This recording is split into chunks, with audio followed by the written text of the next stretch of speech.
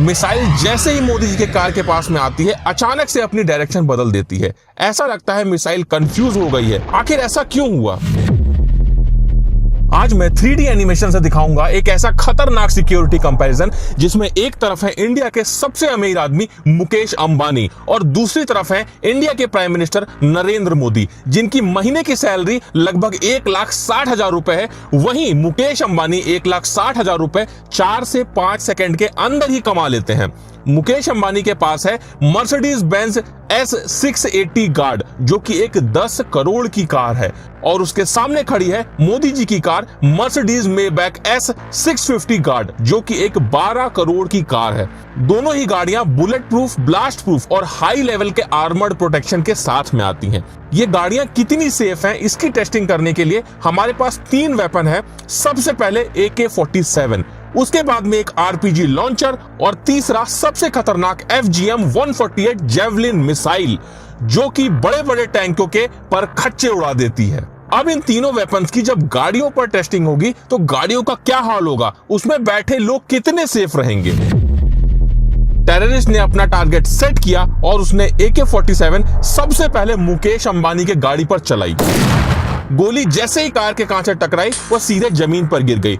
बस एक हल्का सा निशान उसके कांच पर आ गया, क्योंकि मुकेश अंबानी की गाड़ी का ये कांच लगभग 4 इंच मोटा है। और ये तो छोड़ दो, अगर हम इस गाड़ी के डोर को अलग करके देखें तो ये लगभग 5 से 6 इंच मोटा होता है और इसका एक डोर लगभग 250 किलो का होता है, जो कि हाइड्रोलिक सिस्टम से ऑपरेट होता है। एक बटन दबाने पर ऑटोमेटिक ओपन और क्लोज होता है। अब AK-47 तो कार का कुछ नहीं उखाड़ पाई। फिर ये टेररिस्ट गुस्से में आकर RPG लॉन्चर तान देता है। RPG जैसे ही कार से टकराती है बहुत तेज से विस्फोट होता है और जैसा कि आप देख सकते हैं कार में काफी बड़ा डेंट आ जाता है। लेकिन उसके बाद भी कार में बैठे मुकेश अंबानी को सिर्फ जोर की आवाज आती है, उसके अलावा कुछ भी नहीं होता है। वो कार में पूरी तरह से सेफ है, क्योंकि इस गाड़ी में आर्मर प्लेटिंग होती है।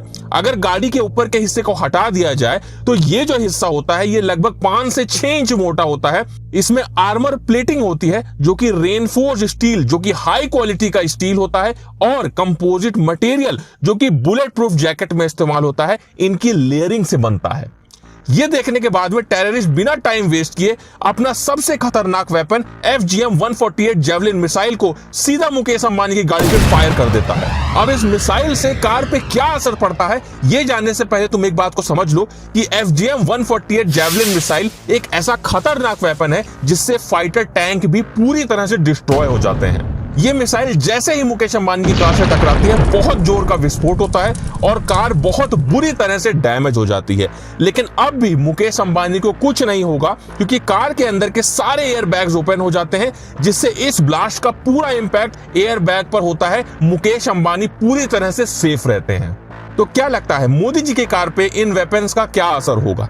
जैसे ही टेररिस्ट ने AK-47 मोदी जी के कार पर चलाई, कार को कुछ भी नहीं हुआ। RPG लॉन्चर चलाया, तब भी कार को कुछ भी नहीं हुआ। अब टेररिस्ट गुस्से में आकर जेवलिन मिसाइल उठाता है और सीधे मोदी जी की कार पर फायर कर देता है।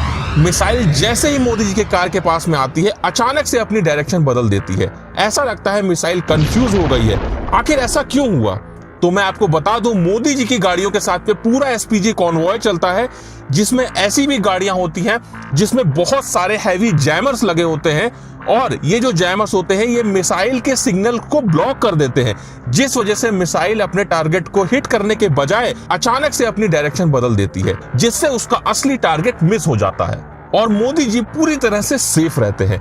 दोनों की सिक्योरिटी पर काफी खर्चा होता है। अगर पर डे की बात करें तो मोदी जी की सिक्योरिटी में लगभग 1.5 करोड़ रुपए पर डे लगता है, और वहीं मुकेश अंबानी की सिक्योरिटी में रिपोर्टेडली लगभग 50,000 का खर्चा होता है। लेकिन हमारी रिसर्च में ये नंबर कहीं ज्यादा है, जो कि लगभग 1.5 लाख रुपए पर डे है। आखिरकार ये 3D इंफॉर्मेटिव वीडियो आपको कैसा लगा? अगर आप और भी किसी टॉपिक पर वीडियो चाहते हैं तो कमेंट करके जरूर बताइएगा। और अगर अभी तक आपने ये वाला 3D वीडियो नहीं देखा तो इसे जल्दी से देख लो।